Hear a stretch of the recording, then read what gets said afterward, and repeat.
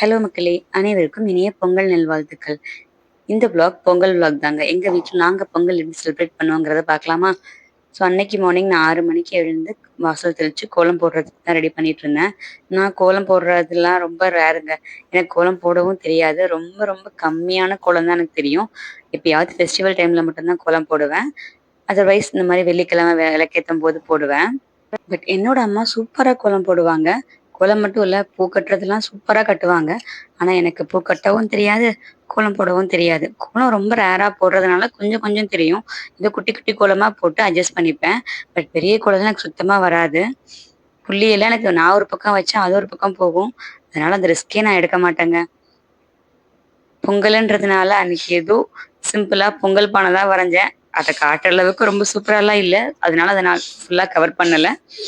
உங்களுக்கு யாருக்காவது கோலம் போட தெரியாம என்ன மாரி இருக்கீங்க அப்படின்னா அத கமெண்ட்ல சொல்லுங்க. பூ கட்டுறதுக்கும் நான் எவ்வளவோ ட்ரை பண்ணி பார்த்தேன். பட் எனக்கு அது வரவே இல்ல லாஸ்ட் வரைக்கும். இப்பவும் எப்பயாவது ட்ரை பண்ணுவேன். பட் எனக்கு அது வரவே வராது சுத்தமா. கோலம்லாம் போட்டு முடிச்ச உடனே நெக்ஸ்ட்டு சமையல் வேலைய ஆரம்பிச்சுட்டேன். ஃபர்ஸ்ட்டு வடை போடுறதுக்கு முன்னாடியே பருப்புகள் எடுத்து ஊற வச்சுட்டேன். உளுந்த வடைக்கு உளுந்தும், பருப்பு வடைக்கு கடல பருப்பும் எடுத்து ஊற வச்சுக்கிட்டேன். ஏன்னா குறைஞ்சது ஒரு 1 1/2 ஹார்ஸாவது ஊறணும் அதனால தான். நெக்ஸ்ட்டு சாம்பாருக்கு தேவையான பருப்புலாம் எடுத்து வேக வச்சுட்டேன். இது வேக வைக்கிற சைட்லயே உருளைக்கிழங்கு பொரியலுக்கு உருளைக்கிழங்கு எல்லாத்தையும் கட் பண்ணி அதையும் வேக வச்சு எடுத்துக்கிட்டேன். நான் முதல் நாள் நைட்டே என்னென்ன பண்ண போறேங்கிறத லிஸ்ட் பண்ணி வச்சுக்கிட்டேன். ஸோ அதனால எனக்கு நெக்ஸ்ட் என்ன பண்ணணுங்கிற ஐடியா இருந்ததுனால ரொம்ப சீக்கிரமா எனக்கு வேலை முடிஞ்சுச்சு. பொங்கல் லஞ்ச் மெனுவுக்கு 2 கூட்டு, 1 பொரியல், உளுந்த வடை, பருப்பு வடை, சாம்பார், ரசம், தயிர் இதுதான் நான் பிளான் பண்ணியிருந்தேன். சமையல் ரெடி பண்ணிட்டு இருக்கும்போதே எங்க வீட்டு குட்டி சார் எழுந்து வந்துட்டாரு.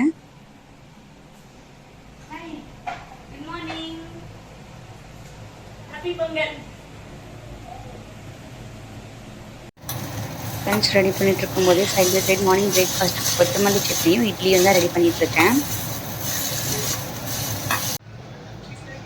என்னம்மா சமையல்லாம் ஆச்சா?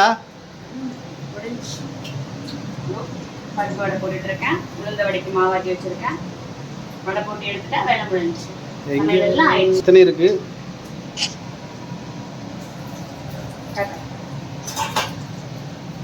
கூட்டு,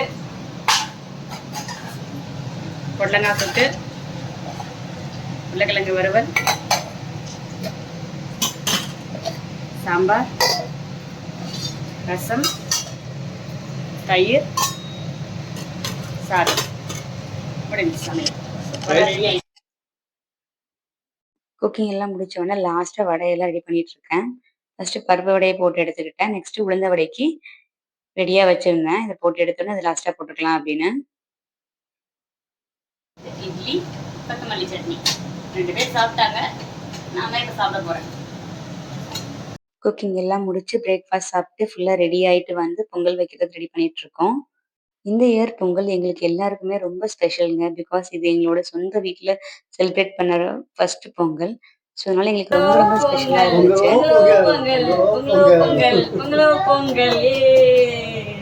மெல்லிங் ஆக்குதுனா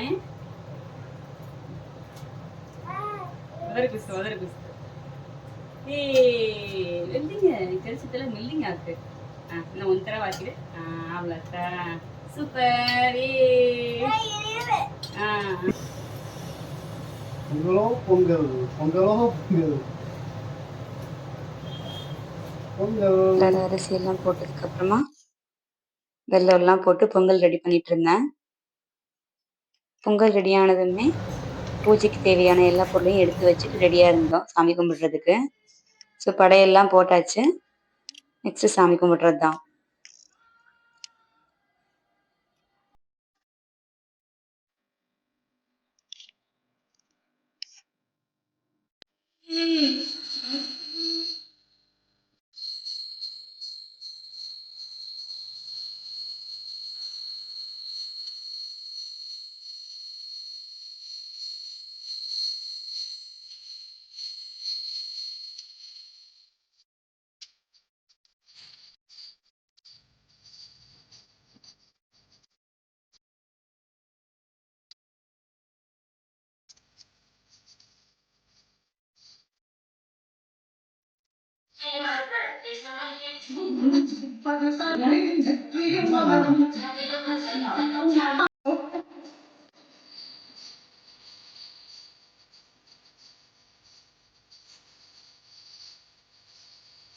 அவங்க கும்பிட்ட உடனே சாப்பிட ஆரம்பிச்சிட்டோம். ஸோ அவ்வளோதாங்க. இப்படி தான் எங்கள் வீட்டு பொங்கல் செலிப்ரேஷன் போச்சு. எல்லாருக்கும் தேங்க்ஸ். அனைவருக்கும் இனிய பொங்கல் நல்வாழ்த்துக்கள்.